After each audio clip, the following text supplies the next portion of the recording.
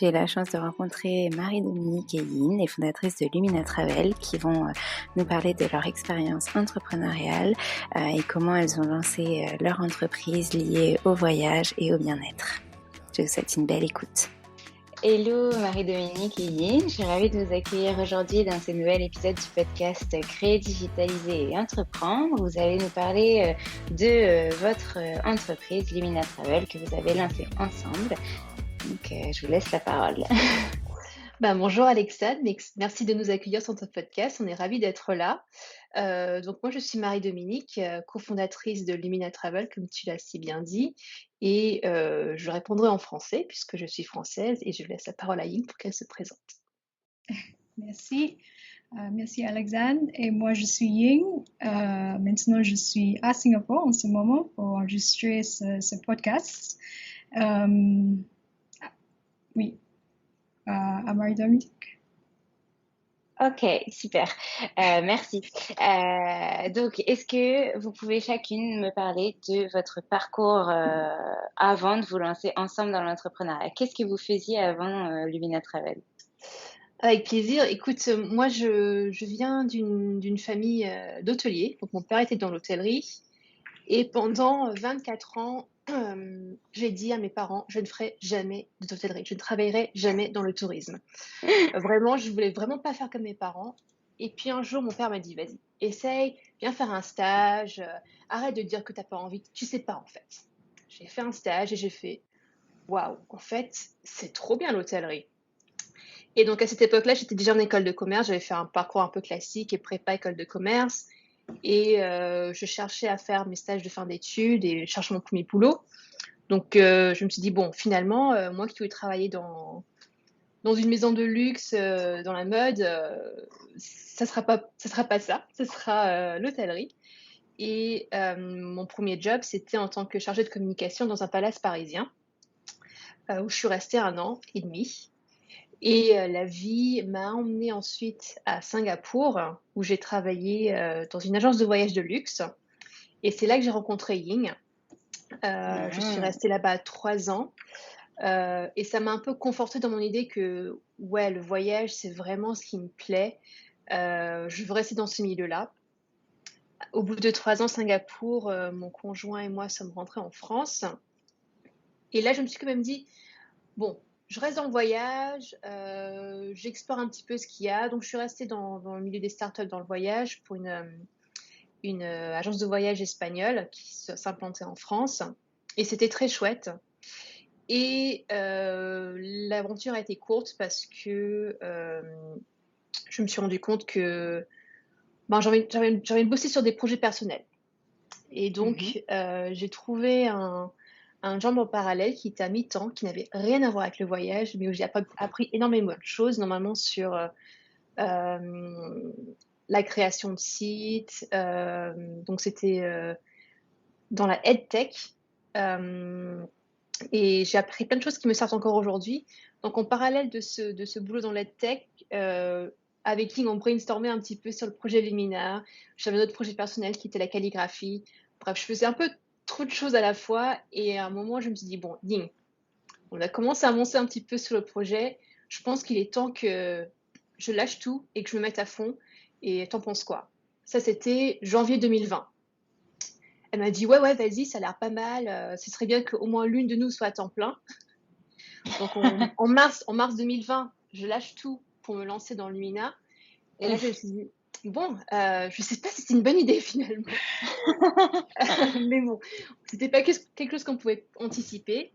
Et donc, depuis mars 2020, je suis à temps plein sur Lumina Travel.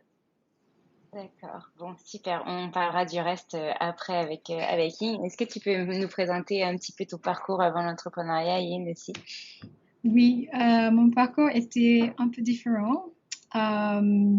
J'ai grandi à Singapour. Et à Singapour, il y a un hub pour le voyage, pour aller dans le Thaïlande, le Cambodge. Donc, j'ai voyagé beaucoup depuis que je suis petite.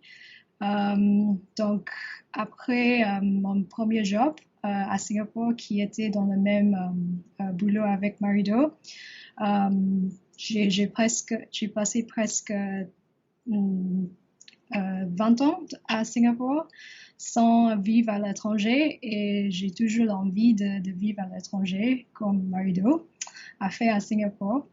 Donc, la première étape, c'est que j'ai passé 6 mois à Paris et j'ai appris les langues françaises à l'Alliance française et voyagé un peu dans la région. Et après ce chapitre européen, j'étais pas encore prête de rentrer à Singapour, évidemment. J'ai passé plus 5 ans au Botswana parce que j'ai toujours l'envie de vivre dans l'Afrique australe, dans le lodge de safari. À la fois, j'ai voulu travailler dans un lodge très isolé, dans la nature, dans la vraie savane. Et enfin, j'ai trouvé un job dans une grande entreprise de safari avec 14 loges au Botswana, dans l'équipe Business Development, et qui s'occupait avec des relations avec des agences de voyage. J'ai tellement adoré cette expérience, mais après 2 ans et 3 ans, c'était quand Marido m'a dit est-ce qu'on fait quelque chose ensemble? Et donc j'ai dit oui.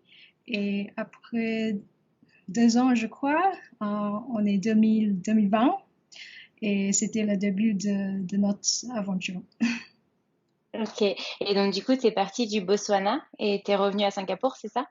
Oui, c'est ça. Je me suis rendue à Singapour en décembre l'année dernière. Ouais. D'accord. Ok. Bon, déjà, merci beaucoup de faire l'effort de parler en français parce que tu peux très bien me répondre en anglais et je trouve que ton français, il est super. Donc, j'aimerais bien savoir parler anglais comme tu parles français. Du coup, on va aller sur la suite. Quel a été le déclic, du coup, pour vous deux, pour vous lancer et pourquoi ensemble alors? Je pense qu'en fait, il n'y a pas vraiment eu de déclic. C'était une succession d'événements qui nous a amenés à faire ça. C'était vraiment assez doux et progressive Mm. parce que là, on a travaillé ensemble, on savait qu'on travaillait bien ensemble. Et puis quand on a toutes les deux quitté Singapour et l'agence qui nous a unis, on est resté en contact. Ying m'avait envoyé un contact à elle en Afrique du Sud qui cherchait quelqu'un pour l'aider sur le marketing. Je lui dis ouais, pourquoi pas, j'ai un peu de temps, je peux faire ça. Et finalement, je me suis lancée avec cette agence de voyage et j'ai dit en fait, Ying, j'ai besoin d'aide, donc tu veux pas me rejoindre, s'il te plaît? Ce serait cool qu'on rebosse ensemble. Donc, c'est parti de là, et puis on s'est dit, mais en fait, on aime bien bosser ensemble. Ça, c'était un peu inespéré, inattendu. C'était pas vraiment ce qu'on voulait faire comme boulot, puisqu'on était un peu conseillère marketing pour une agence de voyage en Afrique du Sud. C'était pas ça qui nous faisait vibrer. Et petit à petit, on se disait un petit peu, non, mais si on avait une boîte, ce serait quoi en fait? Et Et donc, puis un c'est jour, le et puis un pourquoi jour, vous avez trouvé votre niche. Ouais, c'est ça. Donc, on est ouais. à la question suivante, mais super, vas-y. Expliquez-moi, Dico. Tu veux expliquer, Ying? Après ça, on a cherché un peu des autres idées. Une de nos idées, c'était le Remote Year. C'était aventure pour un groupe de personnes qui peuvent faire de remote working chaque mois dans un pays différent ou dans une ville différente. Mais après quelques mois de recherche, on a décidé qu'il y a besoin de beaucoup d'investissement pour faire toutes les maisons, même dans chaque pays, dans chaque ville. Il faut avoir une chambre privée avec une salle de bain, avec un espace coworking dans chaque pays. Donc pour 10-12 pays, c'était beaucoup d'investissement et chercher pour beaucoup des partenaires dans chaque pays. Et après, c'était Mado qui me disait, je voulais faire un retreat bien-être en France, mais je ne trouve pas des bonnes choses. Est-ce qu'on va faire une agence de voyage pour faire des retraites bien-être? Ok. Ouais, en fait, ça nous est un petit peu tombé dessus finalement, parce qu'on a eu beaucoup d'idées, notamment le Remote Year, comme expliquait Ying, et on se disait, ouais, c'est sympa, ça a l'air marrant, mais c'était pas suffisamment fort comme émotion pour qu'on se dise: «OK, j'ai envie de m'investir à 100%». On était peut-être à 80%. Mm. Donc on s'est dit: «Bon, si on doit le faire, on le fera, mais peut-être qu'on sera un peu moins impliqué». Oui, et puis quand on Et se lance, on a vraiment envie de se lancer pour un projet qui est à 2000% dans nos cœurs, quoi. c'est ça. Oui, On avait une certitude, c'est que le projet qu'on allait créer ensemble avait un lien avec le voyage, mais on ne savait pas sous quelle forme finalement. Et en fait, on est toutes les 2 yogis depuis plusieurs années, on est hyper intéressés par tout ce qui touche au bien-être, que ce soit la méditation, l'alimentation saine, des choses un petit peu obscures aussi. Et on s'est dit: «Mais en fait, pourquoi on n'a pas pensé à mêler ça, ces 2 choses finalement?» Et c'est seulement quand je me suis retrouvée dans la situation où, je ne trouvais rien qui me plaisait, on s'est dit: «En fait, c'est ça notre projet». Et quand je l'ai proposé à Ying, elle m'a dit direct: «Ouais, c'est ça le projet, on y va». oui. Super. Et du coup, pourquoi Lumina Travel alors? Travel, OK, mais Lumina? Ah, Oui, c'est le nom. C'est une On rigole parce que ça nous a tellement, travaillé pendant des mois le nom. Ça peut paraître bête, mais on n'arrivait pas à avancer tant qu'on ne trouvait pas le nom de notre entreprise. Et parce qu'on s'est dit, du nom découle aussi pas mal de branding. Et on en parlait pendant je pense, ouais 4-5 mois.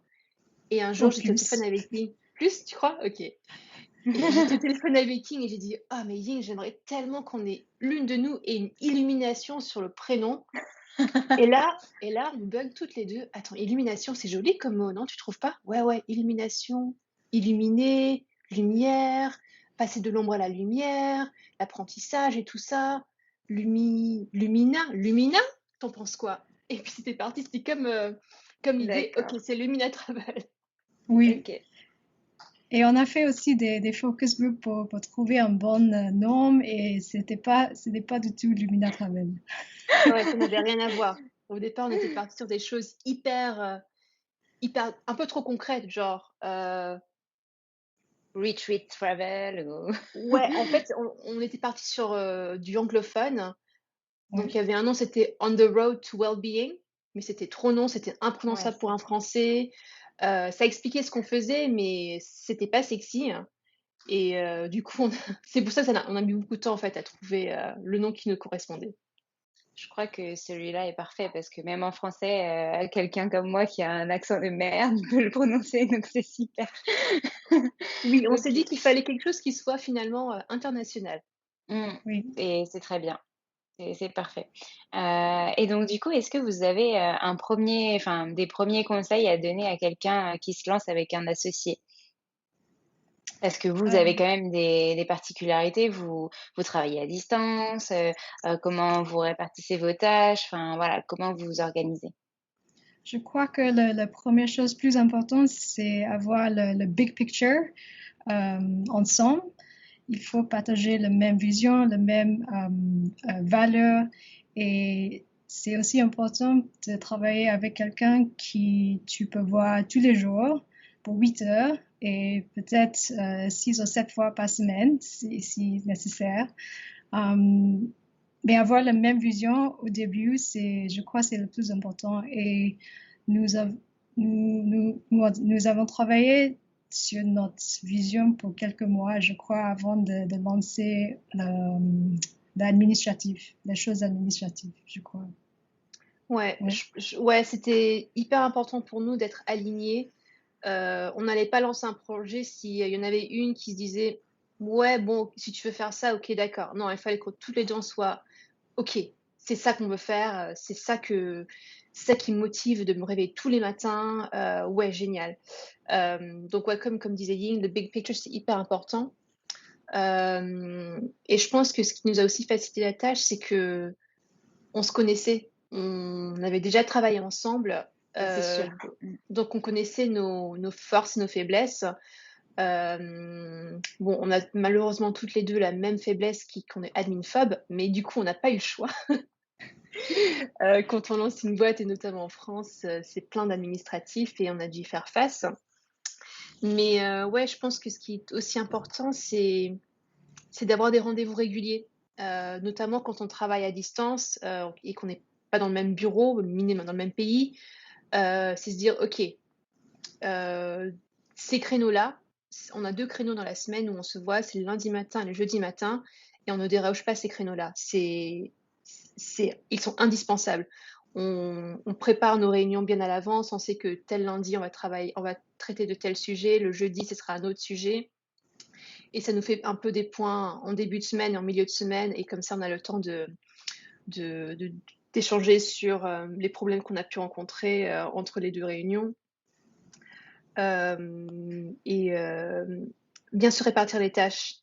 C'est vrai qu'au début, on faisait un peu tout, toutes les 2, et parce qu'on était excités par le projet, parce qu'il y avait tellement d'idées qu'il fallait qu'on échange. Mais au fur et à mesure du temps, on s'est rendu compte qu'en fait, c'était une perte de temps. C'était 2 personnes qui font la même chose, ça n'a pas de sens.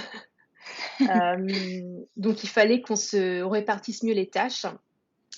Et ça a été assez intuitif, puisqu'on a fait ça en fonction de nos forces et nos appétences. Par exemple, moi, j'ai toujours, dans tous mes anciens jobs, j'ai toujours plutôt géré le côté marketing et communication.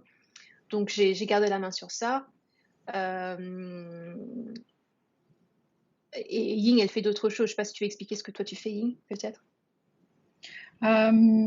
Moi, j'occupe plutôt les chiffres et les relations avec les fournisseurs, et avec tout ça, j'ai géré les constructions des séjours parce que au Botswana, je travaillais avec des agences de voyage, donc je déjà savais qu'est-ce que les hébergements, les partenaires, les fournisseurs, comment ils ont construit ces tarifs.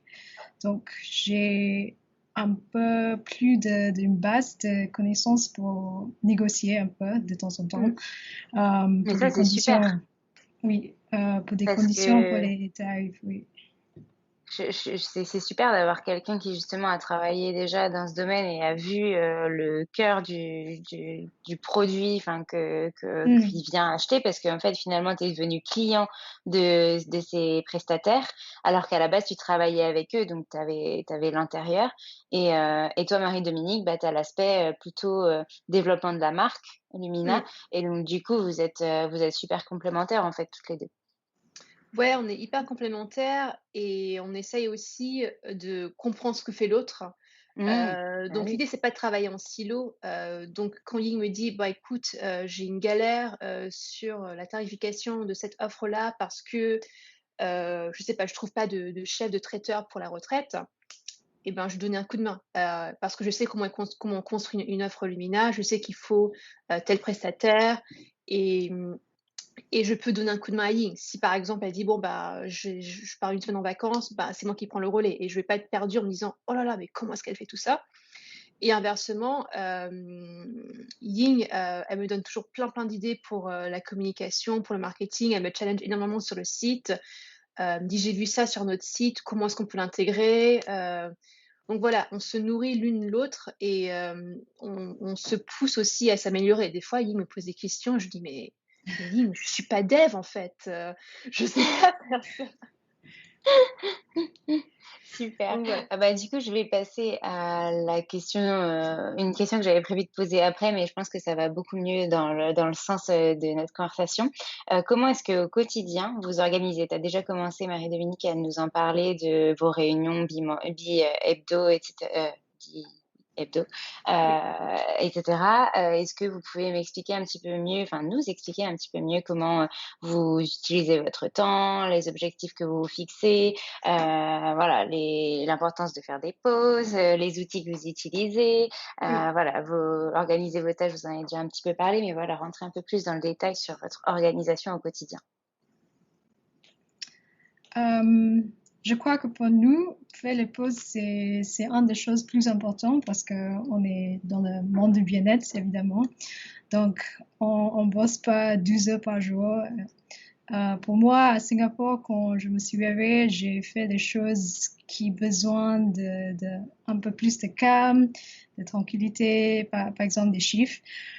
Donc, je vais prendre un long lunch, que je vais faire du yoga, je vais courir, je vais faire mon cours d'équitation.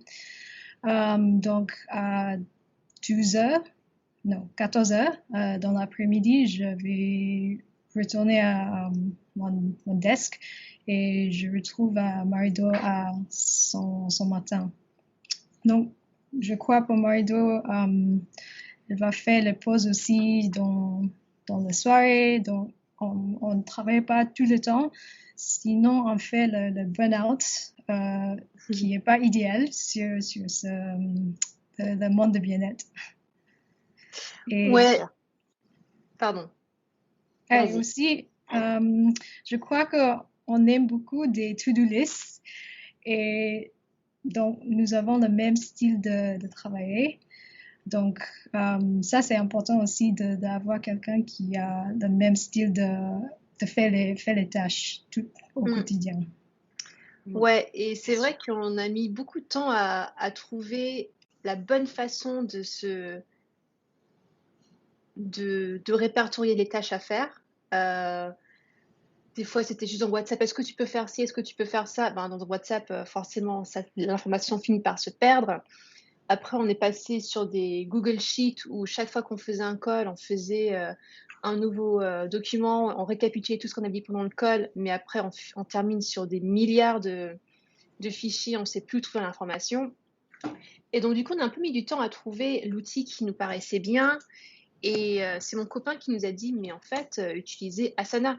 Donc, Asana, c'est un outil de gestion de projet qui est vraiment, vraiment génial. On peut faire beaucoup, beaucoup de choses sur la version gratuite et depuis, on n'utilise que ça et ça nous sauve la vie. Ça nous permet de mieux s'organiser dans le temps, de se donner des deadlines réalistes parce qu'on voit toutes les tâches qu'on a en cours, que ce soit pour le lundi d'après ou pour dans 3 mois. Moi, je sais que quand je me suis lancée dans l'aventure avec Ying, j'avais tendance à penser, tout me paraissait trop gros à faire en fait, tout me paraissait compliqué à surmonter. C'était comme si je devais gravir l'Everest demain. Et en fait, j'ai appris que c'est pas du tout comme ça qu'il faut que je vois le travail. Il faut que je me dise non. Dans 2 mois, l'objectif c'est que tu arrives à la première étape, tu arrives déjà au Népal. Et ensuite, 2 mois après, peut-être que tu as marché jusqu'à la base, au Everest Base Camp. Et après, tu vas gravir l'Everest. Et j'avais beaucoup de mal à décomposer les tâches comme ça. Et justement, avoir trouvé cet outil qui est Asana, ça nous a beaucoup, beaucoup aidé à mieux gérer notre temps, mieux gérer notre stress, parce que bon, même si on est dans le bien-être, ça nous arrive d'être stressé.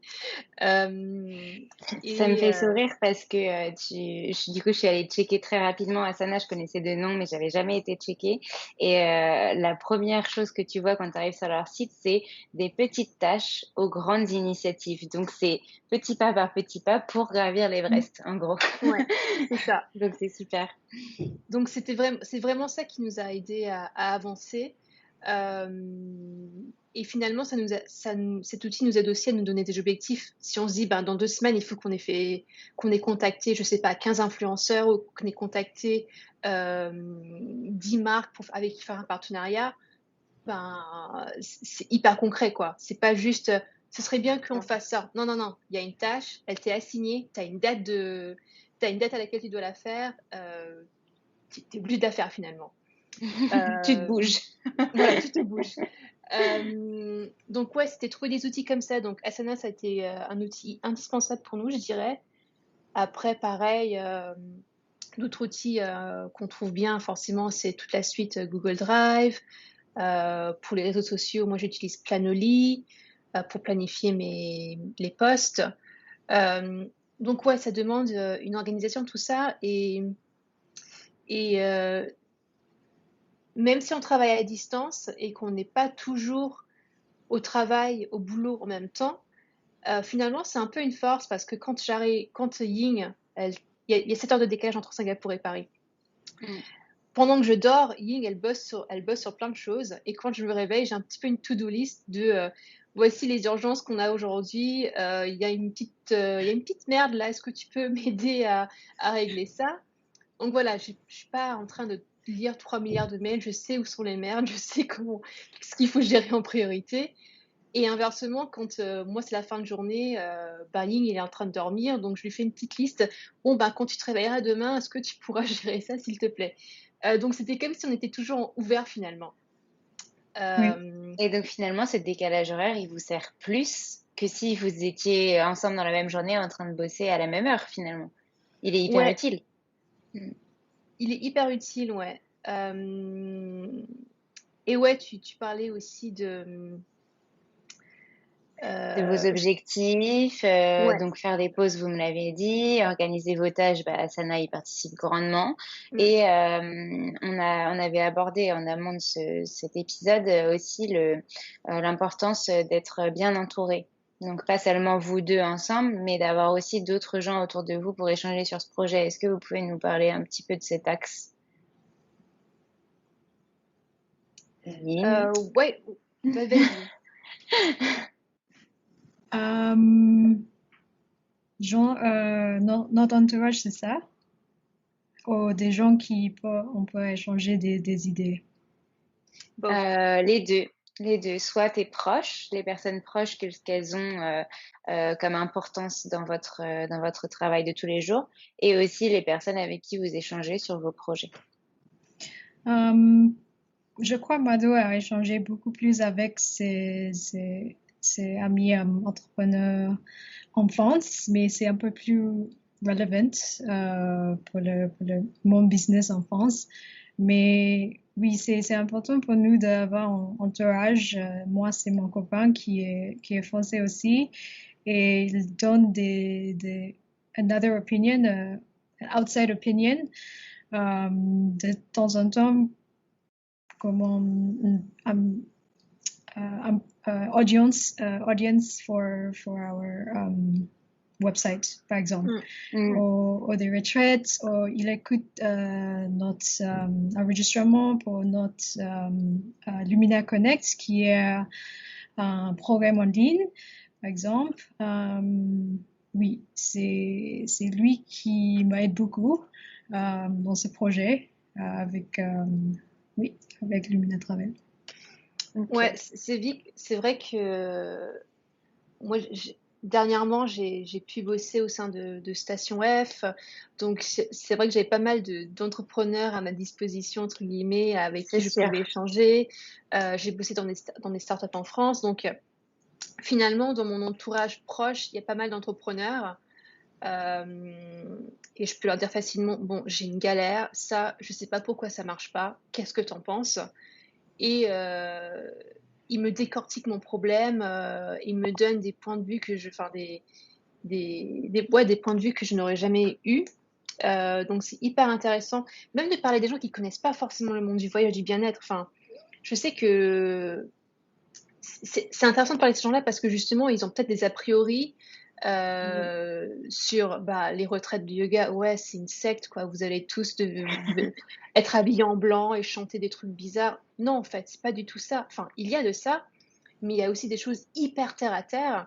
Et donc, c'est bien d'avoir un peu le feedback des gens qui sont un peu réticents, un peu. Ouais, c'est pas pour moi ça, hein. Franchement, je sais pas pourquoi tu fais ça.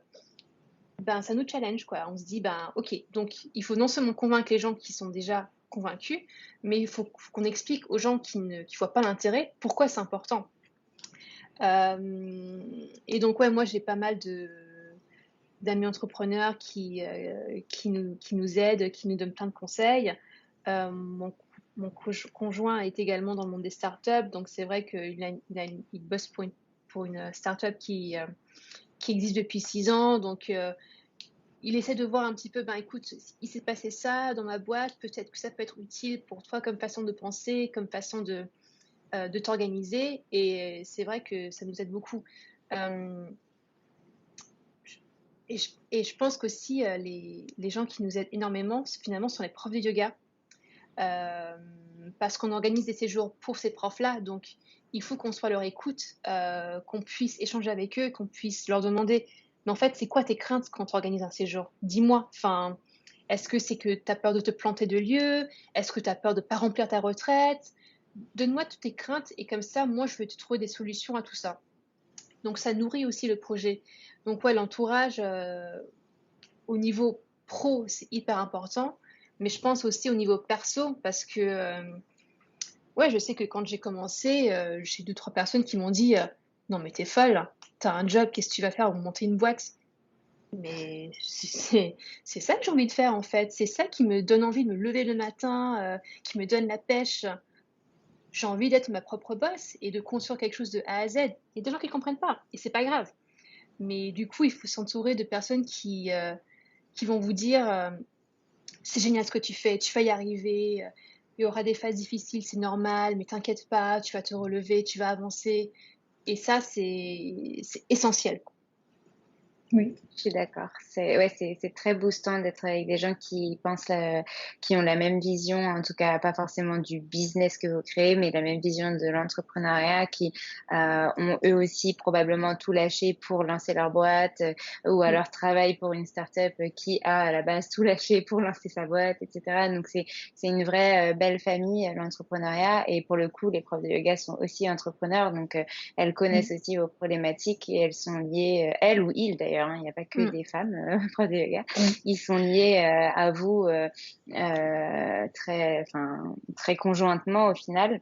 On va passer à la partie où vous allez nous raconter vraiment qu'est-ce que Lumina Travel et justement, est-ce que vous créez, ma question en tout cas en vous entendant, moi je sais ce que vous faites, mais pour nos éditeurs, est-ce que vous créez des retraites de A à Z selon les demandes des profs de yoga, ou est-ce que vous répertoriez leurs retraites qu'elles ont déjà peut-être probablement créées sur votre site internet, ou est-ce que c'est les deux? Enfin voilà, qu'est-ce que déjà qu'est-ce que Lumina Travel, et puis ensuite vous m'expliquerez comment vous avez développé votre entreprise au tout début, comment ça s'est passé. Ouais. Donc Lumina Travel, c'est une agence de voyage spécialisée dans les séjours bien-être. Notre objectif à travers nos séjours, c'est vraiment de donner des outils que les participants pourront utiliser dans leur quotidien. Donc ça peut être des outils physiques comme le yoga, la boxe, le fitness, des outils, disons plutôt mentaux comme des outils de développement personnel, la méditation, et leur montrer, leur faire explorer un petit peu l'alimentation végétarienne. Donc chaque retraite, tu auras touché ces 3 éléments-là, le bien-être physique, mental et alimentation saine. Et on a commencé le projet en voulant créer nos propres séjours de A à Z. Donc on choisirait le professeur, le lieu, toutes les activités. Et on a un peu pivoté et assez rapidement finalement, parce qu'on s'est rendu compte que là où il y avait plutôt un besoin, c'était les professeurs de yoga qui voulaient se lancer pour la première retraite, mais qui ne savaient pas forcément comment s'y prendre. Comment est-ce que je choisis un hébergement adapté à mes besoins? Comment est-ce que je trouve un traiteur? Toutes ces questions-là, administrativement, qu'est-ce que je dois faire? Est-ce que je dois avoir une assurance spéciale? Donc, il y avait pas mal de grosses questions lorsqu'on se lance dans l'organisation d'un séjour. Et on s'est dit, en fait, nous, on a les réponses à ces questions-là, donc pourquoi est-ce qu'on ne proposerait pas nos services à ces profs? On dit prof de yoga, mais en réalité, c'est n'importe quel professionnel du bien-être, donc méditation et Ayurveda, etc. Et aussi le sport en général, parce que le sport tu en disais général, qu'il y ouais. avait aussi du fitness, etc. Donc ça peut être des coachs sportifs. Exactement. Okay. Donc, l'objectif finalement, l'avantage pour le prof, il est double. Le premier avantage, c'est qu'on se charge de tout. Donc, le temps qu'on consacre à organiser un séjour, je ne sais plus combien on avait calculé le nombre d'heures juste pour l'organisation d'un séjour, je crois que ça s'élevait à plus de 2-3 jours. C'est du temps que le prof peut utiliser à préparer un nouveau cours, à faire un programme en ligne, à travailler sa communication sur les réseaux sociaux. Donc il y avait ce côté-là, les soulager de temps et de la logistique. Et dans un deuxième argument, c'était qu'en fait, on leur donne le cadre légal pour faire des séjours, puisqu'on est immatriculé agent de voyage, donc on a toutes les assurances qu'il faut pour proposer des séjours en France. D'accord. Et donc, du coup, quel est le principe? Les profs, les coachs vous contactent et vous donnent en gros un brief sur ce qu'ils veulent. Et ensuite, comment vous vous rémunérez? Quelle est l'offre que vous allez leur proposer au final? Qu'est-ce que eux vont payer, etc. Concrètement. Donc, quand on construit un séjour, nous avons la partie hébergement, la partie repas, nourriture et la partie de rémunération pour le prof. Donc, le participant sur notre site, il achète tout le package entier. Et c'est après le séjour que nous avons compté combien de participants qu'on a eu. Et le prof du yoga, professeur du bien-être, nous avons dit que chaque participant, je voudrais, par exemple, 100 € par participant. Donc, à la fin de la séjour, il nous envoyait une facture pour les nombres de participants qu'il y avait. D'accord.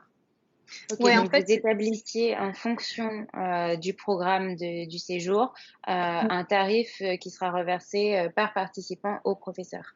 Et tout le reste, vous avez déjà réglé en fait la partie hébergement, nourriture ouais, au prestataire. c'est Ok. ça. Et en fait, juste une petite précision, c'est finalement le prof de yoga qui choisit sa rémunération.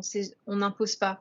Parce que c'était important pour nous que l'intervenant se sente payé à sa juste valeur. Mhm. Et c'est pas à nous de dire, ben non, toi tu vaux que 150 € et toi tu vaux 300 €. Oui. Non, c'est à eux de se dire, ben non, pour le travail que je vais fournir sur la durée de ce séjour, j'estime que ma rémunération mérite d'être à 150 € par personne. D'accord.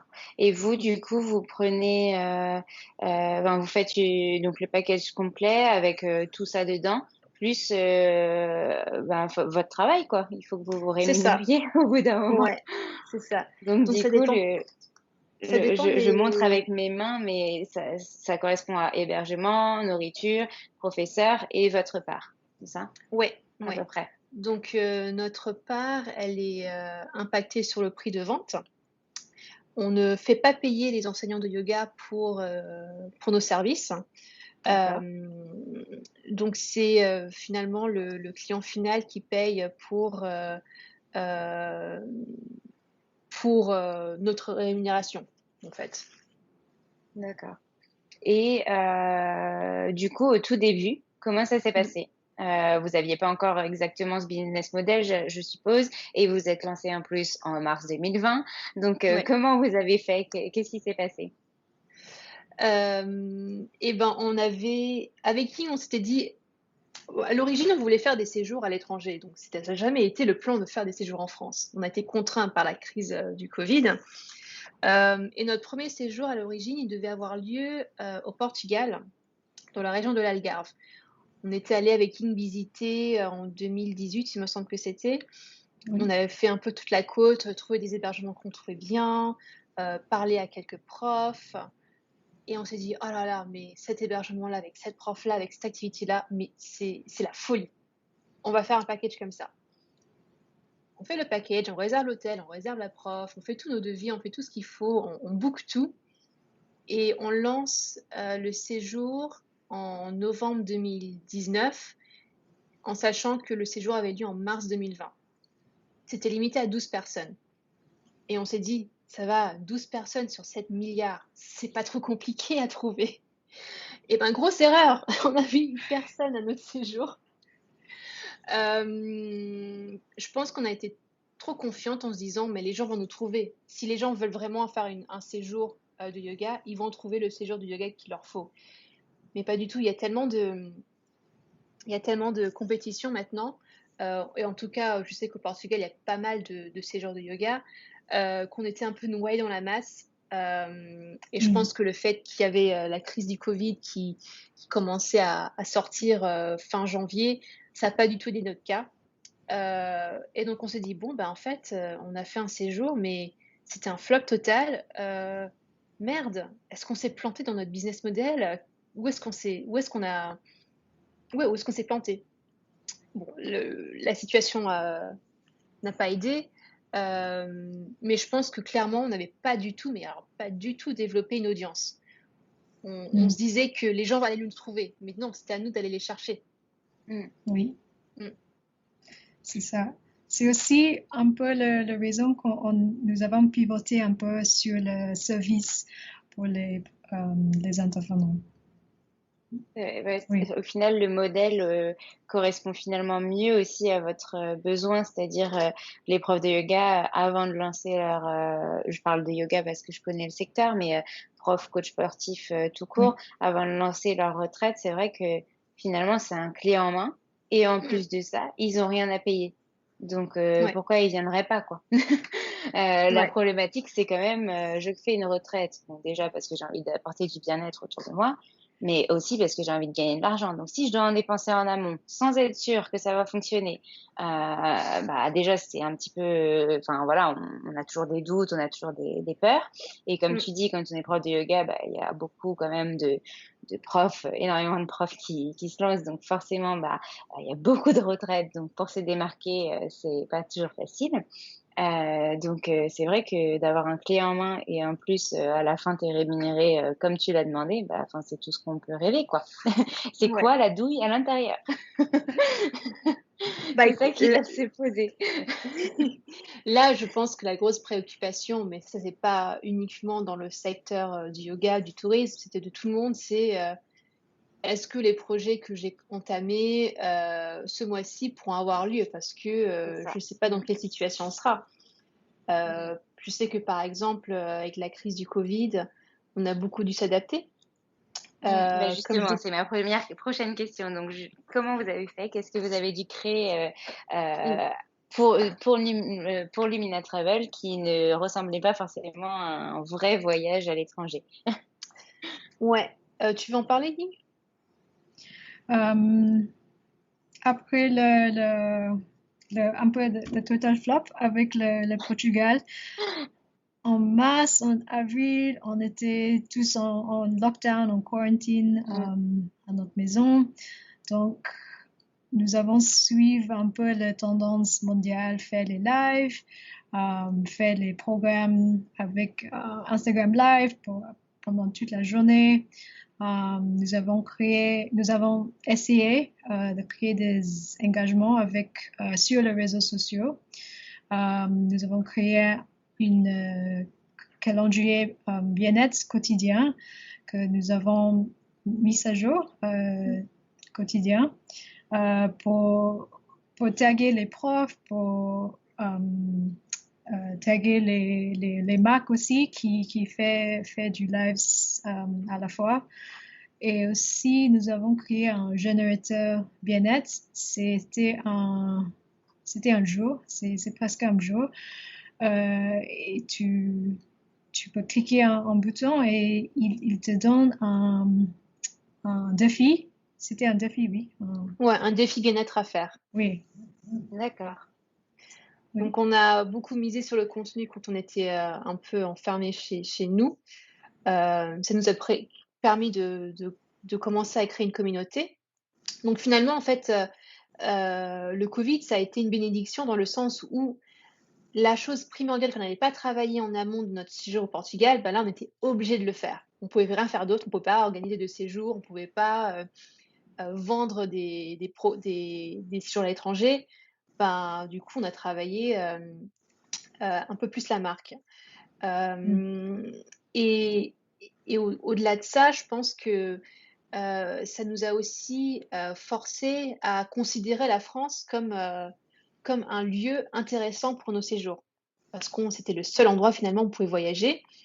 Nous qui voulions à la base faire des séjours de 10 jours, 2 semaines dans des pays exotiques comme le Sri Lanka, le Costa Rica ou la Nouvelle-Zélande, Ça là on donne se dit bon envie. bah ouais, ça donne envie. Et puis surtout on a vécu en Asie toutes les deux. Yin connaît bien l'Afrique, connaît bien la Nouvelle-Zélande.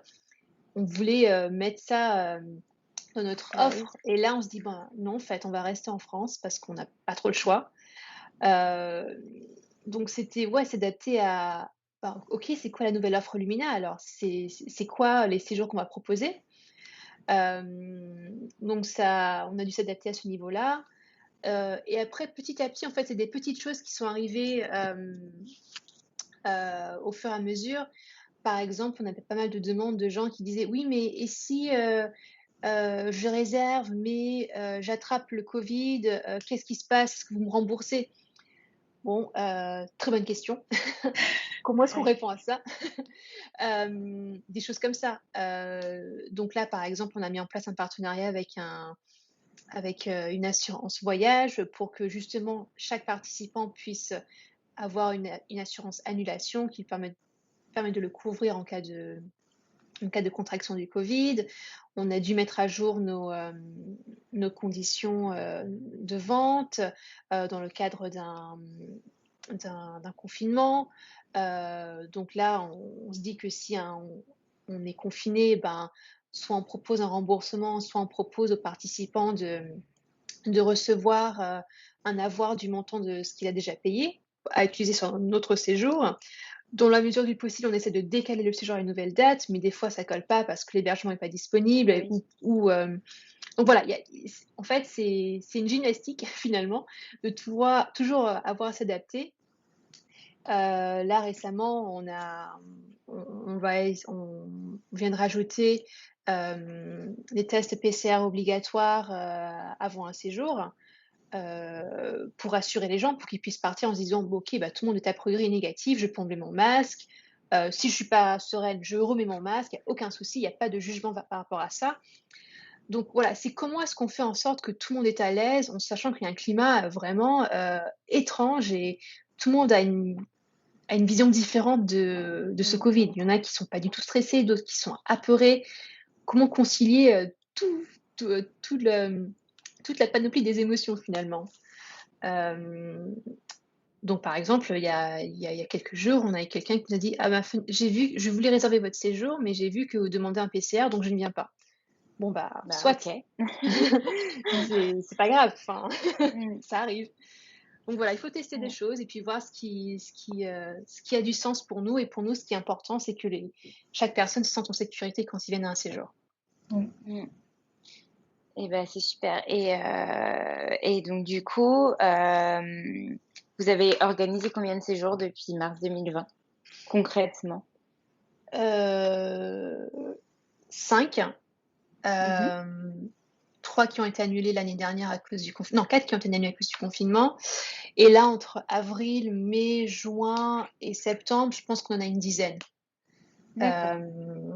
Ouais, on a senti que vraiment il y avait un besoin de la part Ouais. des élèves de retrouver leurs professeurs adorés, mais Oui. aussi de la part des professeurs de dire mais en fait j'en ai marre d'enseigner sur Zoom, j'ai besoin de voir des gens, j'ai besoin de corriger des postures, j'ai besoin d'échanger, d'entendre de voir des sourires et entendre des rires. Et donc là, dans les mois qui vont venir, on a pas mal de retraites. Ok, super. Donc ça se relance petit à petit, c'est bien ça. Ouais. Ouais. Et donc c'est en France essentiellement pour l'instant. En France essentiellement, on avait le projet de faire le Costa Rica et l'Afrique du Sud en fin d'année, mais pour l'instant c'est un peu en suspens parce qu'on ne sait pas trop ce qui va se passer. D'accord. Et du coup, est-ce que vous avez des futurs projets pour Luminate dans lesquels vous voulez parler? Je sais que vous avez quand même lancé des programmes en ligne. Est-ce que vous pouvez nous parler de ça aussi? Nous avons déjà lancé le programme en ligne. Il s'appelle Lumina Connect que nous avons lancé à la fin de l'année dernière. Mhm. C'était pour le moment deux épisodes de programme. Le premier s'appelle S'adapter. Et le deuxième, c'est Émerger. Et donc, mais pour le futur, Je crois que nous continuons d'organiser des séjours pour les professionnels du bien-être. Moi, je voudrais encourager les professionnels du bien-être de penser à ces séjours plus tôt parce que il y a pas mal d'hébergements qui est déjà booké l'année prochaine, etc. De temps en temps, c'est un peu difficile de trouver des disponibilités pour les séjours qu'il veut faire. Aussi, nous avons envie de travailler avec des marques, d'organiser des séjours pour les marques. Par exemple, le lancement d'un produit ou une séjour pour l'équipe, pour faire le team bonding, Building. etc. Team building. Oui. Ok. Aussi, Ah oui, donc vous allez étendre votre offre à des entreprises, en fait. Ouais, c'est l'idée. C'est un des projets pour cette année en tout cas. Parce que oui, enfin, tout comme nous, les, les collègues ont besoin de se retrouver. Donc pourquoi ne pas leur encourager à faire cela, de faire, je sais pas, leur plan 2022 avec des ateliers de bien-être, du yoga pour commencer l'année 2022 en toute sérénité, par exemple. Et pourquoi pas aussi, du coup, organiser, comme vous le souhaitiez à la base, des entrepreneurs ou du remote, des voyages pour eux, pour travailler, avoir des groupes de travail et en même temps du bien-être.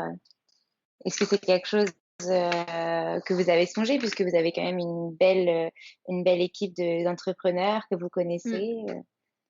Après, Ouais, c'est peut-être qu'il vrai y que a c'est des pas quelque entrepreneurs qui chose. viennent aux retraites de yoga et sport, mais C'est vrai qu'une de nos cibles, c'était les entrepreneurs mmh, en burn-out. Euh, mais je pense il faut leur faire une offre dédiée. euh, mmh, Parce que là, les thématiques qu'on aborde, c'est pas forcément lié au burn-out ou au stress au non, travail, c'est sûr. mais je pense que une thématique Si vous sur ça, ce serait choisissez intéressant. si vous Mm. choisissez cette niche, en effet, il faudrait vraiment que ce soit un voyage ou un séjour, adapté. Mmh. Ouais, tout à En fait. tout cas, c'est à C'est une idée creuser, quoi. Ça intéressante. vous Mm. permettrait de joindre vos 2 idées, C'est remote ça. et voilà. Mm. Et aussi, on a OK. un dernier projet pour cette année. Oui. C'est quelque chose qui nous tenait à cœur, mais on ne savait pas trop comment le formaliser au départ. On voulait soutenir une association, Mmh. un peu comme 1% for the Planet, mais trouver quelque chose qui avait un rapport avec le bien-être. Et on vient de trouver une association, donc on n'en a pas encore discuté avec eux, mais l'idée, c'est de les soutenir avec un montant de notre chiffre, de nos revenus, de nos bénéfices, pardon, qui serait reversé. Cette association, pardon, qui a pour objectif d'aider les personnes démunies à accéder à des soins bien-être. Donc, par exemple, des séances de sophrologie, de naturopathie pour prendre soin d'eux, parce que ce sont des choses finalement qui ne sont pas prises en compte par la Sécu, mais qui peuvent être hyper bénéfiques pour la Mmh. santé mentale et physique de tous. Super, bah, c'est un super projet de faire ça, c'est hyper généreux. Mm. Ça rentre dans vos valeurs et tout, donc c'est génial. Est-ce qu'il y a quelque chose, que vous souhaitiez ajouter pour terminer? Peut-être un message à faire passer ou un dernier conseil à donner aux entrepreneurs qui souhaiteraient se lancer comme vous? Pour moi, l'entourage, c'est très important. C'est, comme nous avons dit, c'est essentiel de faire une partie de cette aventure. Mais aussi, la crise du Covid, nous avons montré euh, il faut être Mmh. adaptable pour être un entrepreneur. Et dans cette idée ou cette philosophie, pour moi, je crois aussi, comme Mario a dit, j'ai vu plein des autres sites et je dis pourquoi on peut pas ajouter cette UX dans notre site. Donc, je voulais dire, c'est possible d'emprunter des idées ou des concepts des autres entreprises, ou domaines, ou industries, pour avoir un avantage plus unique dans ton domaine. Par exemple, si tu vois ou tu aimes une programme de fidélité d'une marque de t-shirt comme tu aimes, peut-être c'est possible d'adapter cet programme dans ton boulot pour le bien-être, pour l'hébergement, pour un hôtel. C'est pas la même chose, même industrie, mais peut-être il y a des éléments que peut être adaptable. Oui. Ouais. L'inspiration est partout finalement. Oui. Ouais. Et toi, Marie-Dominique, qu'est-ce que tu pourrais ajouter comme dernier conseil ou message? Ouais, je vais insister sur ce qu'a dit Ying un petit peu sur l'entourage, c'est primordial. Je ne vais pas trop insister parce qu'on a déjà parlé. Mais clairement, ça a été d'une grande aide pour moi, ça c'est sûr. Et je dirais quelque chose qu'on m'a beaucoup rabâché, mais je n'arrivais pas à comprendre pourquoi c'était important. Et c'est venu assez tardivement dans l'aventure. C'était de toujours garder en tête le pourquoi on fait ce qu'on fait. Voilà, j'avais regardé la vidéo de Simon Sinek, Start with Why, et je pense que tout entrepreneur devrait la regarder parce que ça explique vraiment un mindset hyper intéressant pour lancer son business. Et du coup, toujours garder en tête pourquoi on fait ces choses-là. Il y a une raison spécifique à tout ce qu'on fait. Pour nous, on lance Lumina parce qu'on a envie de... le big picture, le grand why, si on veut, c'est créer un monde plus heureux et moins stressé. Voilà, donc c'est ça qui nous motive au quotidien, de se dire que à chaque retraite, à chaque séjour, on aide une personne, 2 personnes, 3 personnes en plus à être moins stressées et ça va avoir un impact positif sur le reste de la planète. C'est ce qu'on espère en tout cas. Super, je suis en train de noter ce que tu viens de dire, créer un monde plus heureux et moins stressé qui aura un impact positif sur la planète. C'est super beau. Rien que ça. Je pense qu'on va terminer avec ces belles paroles parce que c'est des très beaux conseils. L'adaptabilité, le fait d'être bien entouré, le fait de regarder cette peut-être vidéo de Simon Sinek et voilà de vraiment être attaché à ses valeurs parce que garder de l'authenticité c'est important quand on crée sa boîte. Merci en tout cas les filles pour ce partage, merci d'être livrées à nous aujourd'hui et merci pour tous vos beaux conseils. J'étais ravie d'en apprendre plus sur Lumina Travel et puis j'espère à bientôt. Merci Alexandre. Merci Alexandre.